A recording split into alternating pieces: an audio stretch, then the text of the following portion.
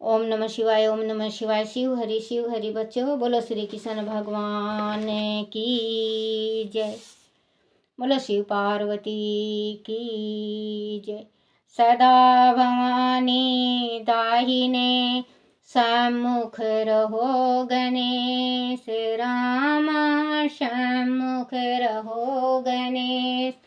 पांच देव रक्षा करो, ब्रह्मा विष्णु महेश सियापति राम। जय जय राम मेरो मन बसियो सीताराम। राम नगरिया राम के बसते गंगा तीर रामा, बसते गंगा तीर रामा।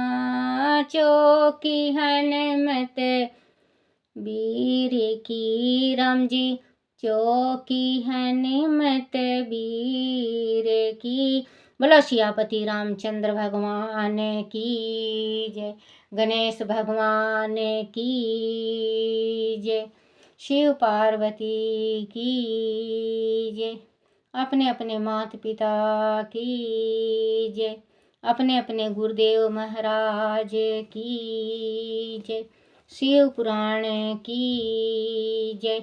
शिव पुराण में रुद्र संहिता तिथिया पार्वती खंड, हिमालय के सथवर जंगम द्विविध स्वरूप एवं दीप तत्व का वर्णन, मैना के साथ उनका विवाह तथा मैना आदि को पूर्व जन्म में प्राप्त हुए सनकादिक के श्राप एवं वरदान का कथन। बोलो शिव पुराण की जय।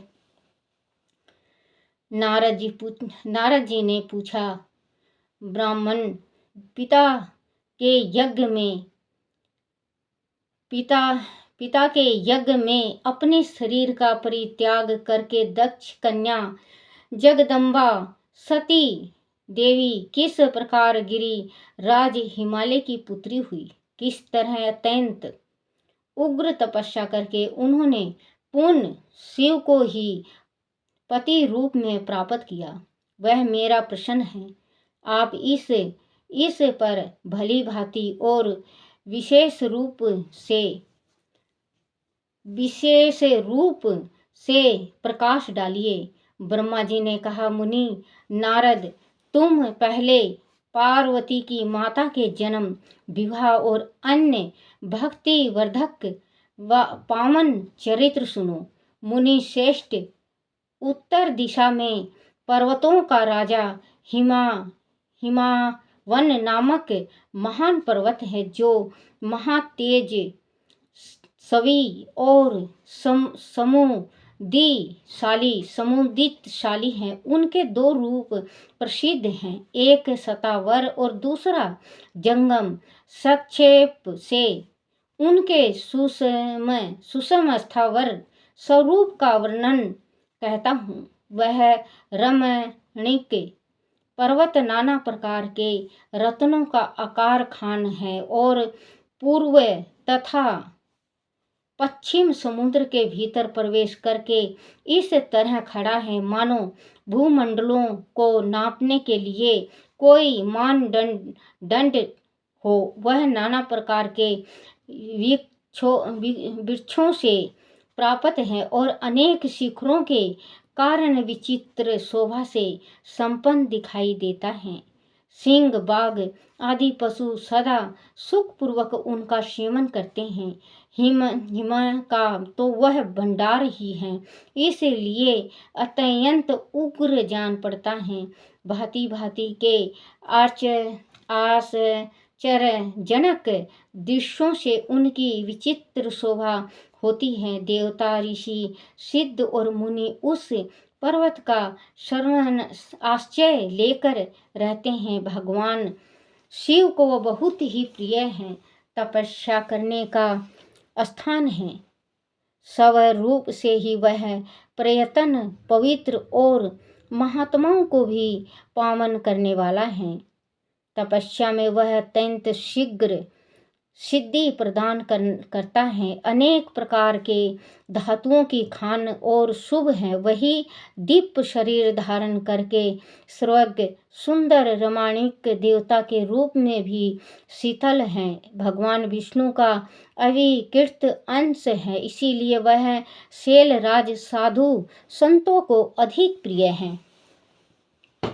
एक समय गिरिवर हिमालय ने अपनी कुल परंपरा की स्थिति और धर्म की वृद्धि के लिए देवताओं तथा पितरों का हित करने की भली अभिलाषा से अपना विवाह करने की इच्छा की। मुनीश्वर उस अवसर पर संपूर्ण देवता अपने स्वार्थ के विचार करके दीप पितरों के पास जाकर उनसे प्रसन्न पूर्वक बोले। देवताओं ने कहा, क्योंकि ये जो हिमालय के घर शादी मैना का होगा तो माँ पार्वती का जन्म होगा, तो ये जो देवता आए थे ब्रह्मा विष्णु, ये सारे देवता इनके पास आए थे। इनकी इच्छा हुई कि हिमालय की ही मैं शादी करूं। अब क्योंकि कहते हैं ना कि जब जो जन्म लेता है वो शादी भी करता है, शादी करने के बाद बालक बच्चे भी होते हैं। जब भी पूर्ण उसकी जीवन आयु होती है कि हाँ भाई ये अपना गृहस्थी बसा के गया है, तो भगवान सारे आए, ब्रह्मा विष्णु और ये पीतर की जो पीतर हैं अपने, तो पीतर की कन्या है ये थी मैना। उस जन्म में तो ये उनकी कन्या वो थी मैना। तो जैसे कि वो ये सोचे कि मैना के, क्योंकि भगवान जानते हैं, भगवान अंतर्यामी है, भगवान को ये भी पता है कि हमारे बुढ़ापे में कैसे होगा कैसे नहीं होगा, उनको सब कुछ का ज्ञान है। तो ये सोचे कि शंकर भगवान की जब तक शादी नहीं होगी, ये अपने समाधि से नहीं उठेंगे, इनको भी अपना ही लाभ दिखा था उसमें, हिमालय के मैना की शादी हिमालय के साथ करने में, कि जल्दी से शादी होगा तो माँ पार्वती होंगी, फिर पार्वती शिव जी के साथ शादी होगा। फिर इसके बाद शिव जी का जो कार्तिक होते हैं, क्योंकि कार्तिक तो गर्भ में नहीं जाते ना, वैसे ही मतलब वो हो जाता है, वो 6 उसमें बट जाते हैं, तो वो ऊपर जो नृत्य करने वाली वो होती हैं उनके पास चले जाते हैं, तो कार्तिक होते हैं। तो ये कोई राक्षस था, उनके मारने के वास्ते तो पास आकर उनसे प्रसन्न पूर्वक बोले। देवताओं ने कहा, पितरों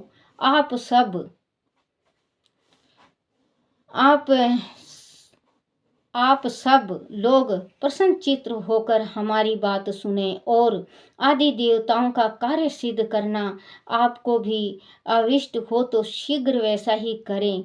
आपकी ज्येष्ठ पुत्री जो मैना नाम से प्रसिद्ध है, वह मंगल रूपिणी है। उनका विवाह आप लोग अत्यंत प्रसन्न पूर्वक हिमावन पर्वत से करा दें। ऐसा करने पर आप सब लोगों को स्वार्थ पर्वत से करा दें। ऐसा करने पर आप सब लोगों को सर्वथा महान लाभ होगा और देवताओं के दुखों का निवारण भी पग पग पर होता रहेगा। देवताओं की यह बात सुनकर पितरों ने परस्पर विचार करके स्वीकृति दे दी और अपनी पुत्री मैना को विधि पूर्वक हिमालय के हाथों में दे दिया। उस परम मंगलमय विवाह में बड़ा उत्सव मनाया गया। मुनि स्वर नारद मैना के साथ हिमालय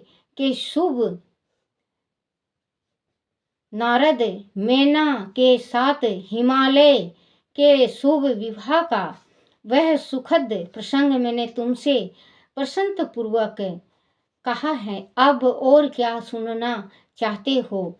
नारद जी ने पूछा। विद्वान अब आदर पूर्वक मेरे सामने मैना की उत्पत्ति का वर्णन कीजिए। उसे किस प्रकार प्रकार श्राप प्राप्त हुआ था वह कहिए और मेरे संदेह का निवारण कीजिए। ब्रह्मा जी बोले, मुनि, मैंने अपने दक्ष नामक जिस पुत्र की पहले चर्चा की है उनके 60 कन्याएं हुई थी, जो सृष्टि की उत्पत्तियों में कारण बनी। नारद दक्ष ने कश्यप आदि श्रेष्ठ मुनियों के साथ उनका विवाह किया था। वह सब वृत्तांत तो तुम्हें विदित ही हैं। अब प्रस्तुत विषयों को सुनो। उन कन्याओं में से एक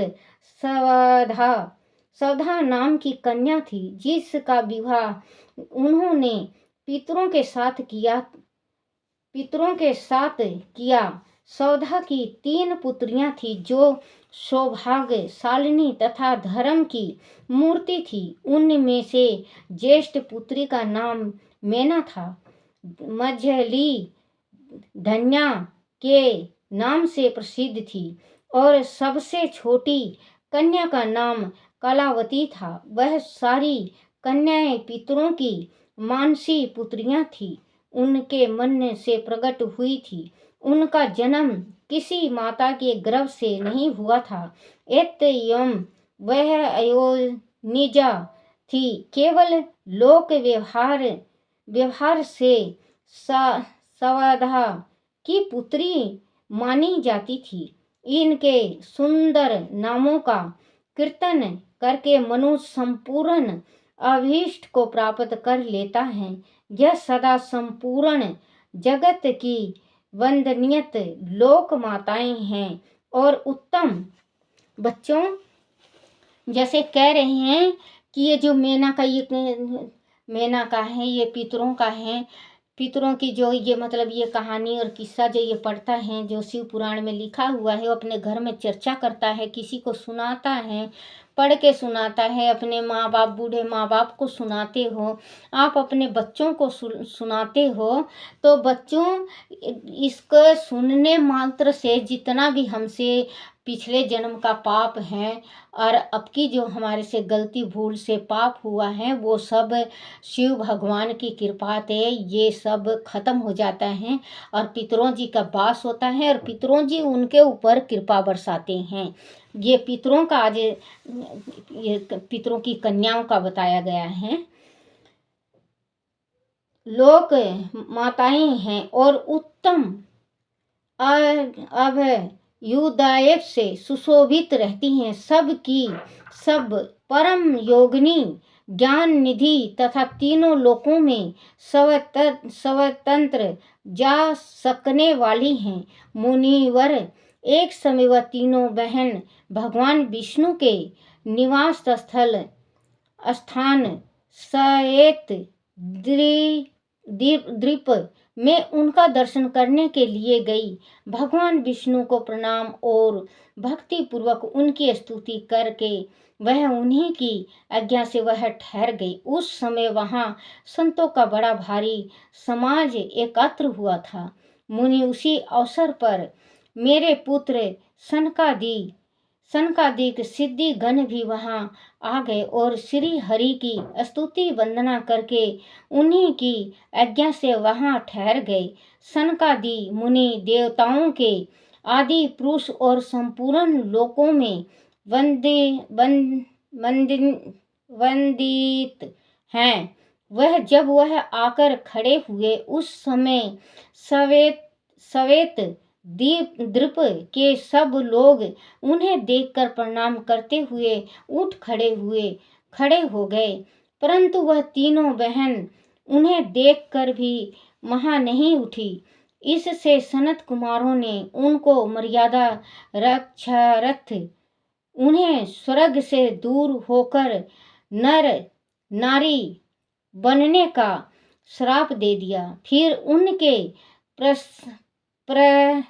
उनके प्रार्थना करने पर वह प्रसन्न हो गए और बोले। सनत कुमार ने कहा, पितरों की तीनों कन्याओं, तुम प्रसन्नचित्त होकर मेरी बात सुनो। यह तुम्हारे शोक का नाश करने वाली और सदा ही तुम्हें सुख देने वाली हैं। तुम से जो जेठ है वह भगवान विष्णु की अंश भूत हिमालय गिरी गिरी की पत्नी हो। इससे जो कन्या होगी वह पार्वती के नाम से विख्यात होगी। पितरों की दूसरी प्रिय कन्या योगिनी योगिनी धन्या धन्या राजा जनक की पत्नी होगी। उनकी कन्या के रूप में महालक्ष्मी अवतारिण होंगी जिसका नाम सीता होगा। इस प्रकार पितरों की छोटी पुत्री कलावती द्वापर के अंतिम भाग में वृषभ भानु वैश्यों की पत्नी होंगी और उनकी प्रिया पुत्री राधा के नाम से विख्यात होंगी। योगिनी मेना पार्वती जी के वरदान से अपने पति के साथ उसी शरीर से कैलाश नामक परम पद को प्राप्त हो जाएगी। धन्या तथा उनके पति जनक कुल में उत्पन्न हुए जीव मुक्त महायोगी राजा सिरध्वज लक्ष्मी स्वरूपा सीता के प्रभाव से वैकुंठ धाम में जाएंगे। वृषभ भानु के साथ विवाहिक मंगल कृत्य संपन्न होने के कारण जीवन मुक्त योगिनी कलावती भी अपनी कन्या राधा के साथ गोलोक धाम में जाएंगी। इसमें संशय नहीं है। विपत्तियों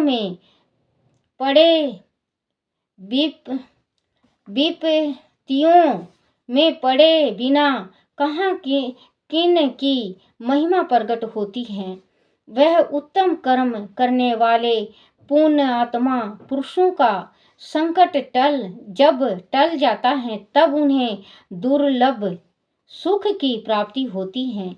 अब तुम लोग प्रसन्न पूर्वक मेरी दूसरी बात भी सुनो जो सदा सुख देने वाला है।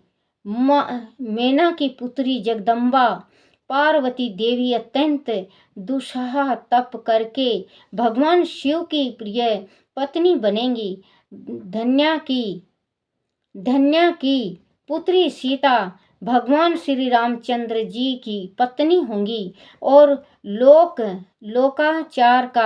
लोकचार का आश्रय ले श्री राम के साथ विहार करेंगी।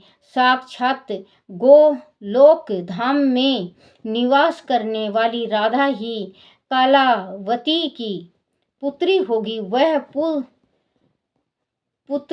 वह गुप्त स्नेह में बंद कर श्री कृष्ण की प्रीतमा बनेंगी। ब्रह्मा जी कहते हैं, नारद इस प्रकार श्राप के ब्याज से दुर्लभ वरदान देकर सबके द्वारा प्रसन्नचित्त भगवान सनत कुमार मुनि भाइयों सहित वहीं अंतर ध्यान हो गए।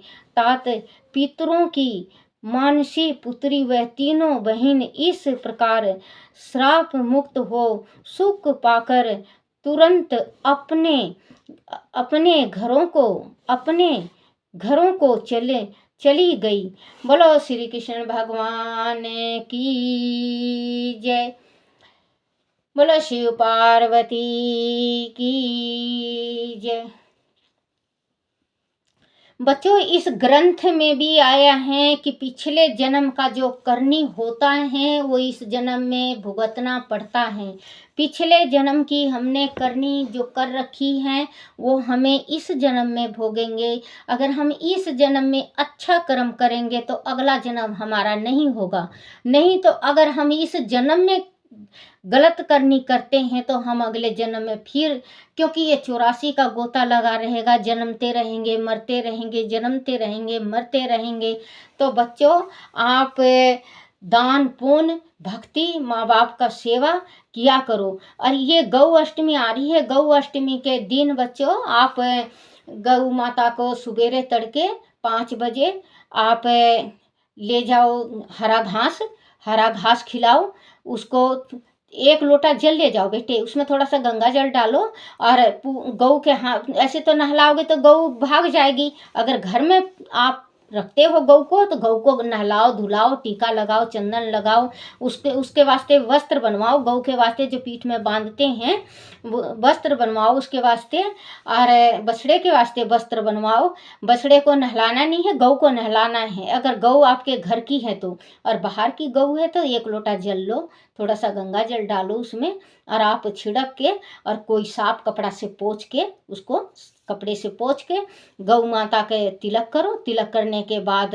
आप जैसे वस्त्र बनवा रखा हो गऊ का तो गऊ को वस्त्र पहनाओ। अगर गऊ का वस्त्र नहीं बनवा रखा है तो मोली का तागा आप उसके गले में लपेट दो। ऐसे बांधना नहीं है, गले में गांठ नहीं लगाना है, नहीं तो गऊ हत्या लग जाएगी बच्चों। उसके गले में पहले मोली का तागा डाल दो और फिर टीका लगाओ। टीका लगाने के बाद जो फूल माला है आपके पास, फूल माला पहनाओ, और आप श्रद्धा के साथ रोटी गुड़ खिलाओ और दलिया खिलाओ, हरी घास खिलाओ। आप जैसे कि ये 2 रोटी होती हैं, 2 रोटी आटा का 1 लोई खिलाओ। जो बच्चे आप खिलाओगे ना इसको, गऊ को हरा घास, गऊ अष्टमी को 2 केला खिलाओ।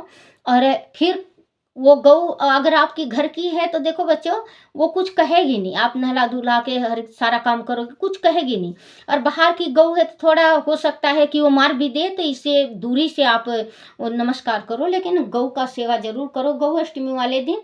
और उसके चारों तरफ घूम के बच्चों 2 दफ़े, 5 दफ़े, 7 दफ़े, 2 दफ़े जरूर घूमना चाहिए। गऊ के परिक्रमा करने के बाद आप ये कह दो, हे मेरी गऊ माता, मेरे से जो भूल चूक हुई है पूरा 1 साल के भीतर, जो भूल चूक किया हूँ मुझे माफ़ करना। क्योंकि 33 करोड़ देवी देवता होते हैं, और आप ये कहो, हे मेरे गऊ माता, हे मेरी माँ लक्ष्मी, हे मेरे भगवान 33 करोड़ देवी देवता, हमारे पितरों को मोक्ष देना, हमारे पितरों को मोक्ष देना। देखना बच्चों, किसी किसी के घर में पितर प्रेत बन के फिर रहा है, घूम रहा है, इससे बहुत शांति मिलेगी, आपके घर में बहुत ज़्यादा शांति मिलेगी। आप ये करके देखो, आपको आपकी मनोकामना पूर्ण होगी। और अगर आप गौ को नहला नहीं सकते, जल नहीं वो कर सकते, आप दुकान में बैठे हुए हो तो कोई बात नहीं, केला मंगवा लो, 5 केला, 5 केला होगा। आप गौ माता को 33 करोड़ देवी देवता का नाम लेके गौ अष्टमी वाले दिन गौ को खिला दो। और जब वहाँ से अपने दुकान से घर आओ तो आते समय अपने कहीं पे भी गौशाला हो तो आप हरी घास डालिए। और कहीं पे गौ दिखती हो और घास काटने वाला मशीन हो पास में तो कटवा के आप हरी घास खिला सकते हो।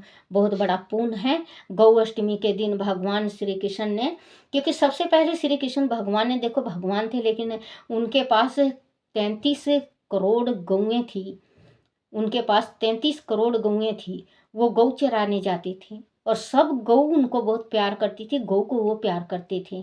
और 33 करोड़ में भी वो पहचान जाया करते कि आज ये गौ नहीं है और आज ये गौ है। क्योंकि ब्रह्मा जी ने उनकी गौ को लुका लिया था ग्वाल बाल के साथ, तो उन्होंने अपने रचना से ही जितने ब्रह्मा जी लुका के लेके गए थे वो अपने घर गए। घर जाने के बाद सारी ये गौएं, क्योंकि कृष्ण भगवान तो स्वयं देवता थे, बहुत दिन हो गया, बहुत दिन हो गया। जब ब्रह्मा जी कह रहे हैं कि कोई अता पता नहीं हुआ, जाके देखूं तो कि गौ का दुख नहीं हुआ उनको, कृष्ण भगवान को, ग्वालों को। तो वो जैसे ही नीचे उतर के देखते हैं तो गौएं चल रही हैं गोपाल के साथ, जो इनके ग्वाल बाल थे वो खेल रहे हैं। बहुत देर तक देखे, अपने आके चरण पकड़ लिया श्री कृष्ण भगवान का, कहने लगे परमात्मा हमें माफ़ करो। भगवान कहने लगे, बोले तुमने तो छल से उठा के हमारी गौओं को और इनको ले गए, आप पीछे नहीं सोचे कि गोकुल वासियों का हाल क्या होगा। उनकी माताएं तड़प जाएंगी, रो रो के मर जाएंगी, इनके पुत्र ले गए आप।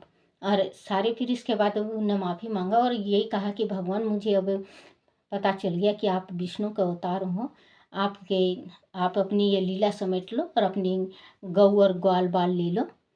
तो उनके फिर ग्वाल बाल आए, फिर अपने जैसे उनको तो पता भी नहीं चला, ना गौ को पता चला कि हम ब्रह्मा जी के कैद में थे, या ग्वाल बालों को नहीं पता था, क्योंकि कृष्ण भगवान की अद्भुत लीला है बच्चों। कृष्ण भगवान की बहुत अद्भुत लीला है। कृष्ण भगवान जिस पे मेहर करते हैं उस पे बहुत बहुत ही ज़्यादा मेहर करते हैं। उनका बच्चों, ये दौलत का जो अपन कहते हैं ना कि भगवान हमारे परमात्मा ने हमें दर्शन नहीं दिया, हमें अन्न नहीं दिया, हमें खाने पीने का नहीं दिया, हमें किसी चीज़ का नहीं, हर एक चीज़ का परेशानी होती है। तो बच्चों, इसमें आप मत सोचा करो कि हमें किसी चीज़ को दिया नहीं। अगर भगवान हमें मुक्ति देता है तो सबसे बड़ा देखो बच्चों, हम पाप करते हैं अकेले, हम अकेले ही भुगतेंगे, हमारे साथ कोई नहीं भुगतेगा। आज हम पाप कर रहे हैं तो हमें ही भुगतना पड़ेगा। अगर भगवान नहीं दर्शन दे रहे हैं, भगवान हमें मोक्ष कर रहे हैं, वैकुंठ लोक दे रहे हैं, दूसरा जन्म नहीं दे रहे हैं, तो हमें वही मंजूर है। और परमात्मा से यही अरदास करा करो कि मृत्यु लोक में दोबारा हमारा जन्म ना हो, और जन्म हो तो ऊंचा कुल में हो और विष्णु भगवान की भक्ति में लगे रहें। देखो बच्चों, ये नहीं 33 जैसे 36 कास्ट के इंसान होते हैं, हर एक भगवान को मानते हैं। कोई ब्रह्मा को मानता है, कोई विष्णु को मानता है, कोई माँ को मानता है, कोई गणेश को मानता है, कोई हर एक के दिल में अपने अपने भगवान की श्रद्धा होनी चाहिए। अगर आप श्रद्धा जिस पे रखते हो तो उसी पे अटूट विश्वास रखो। अगर कुछ आपके साथ कुछ घटना घट जाती है तो भगवान को सुनाओ, वही सुनेंगे, वही दुख दूर करेंगे। ओम नमः शिवाय, ओम नमः शिवाय। शिव हरि बच्चों। श्री के ओम नमः शिवाय, ओम नमः शिवाय, ओम नमः शिवाय बाबा, ओम नमः शिवाय। शिवाय नमो, शिवाय नमो, शिवाय नमो, शिवाय नमो। ओम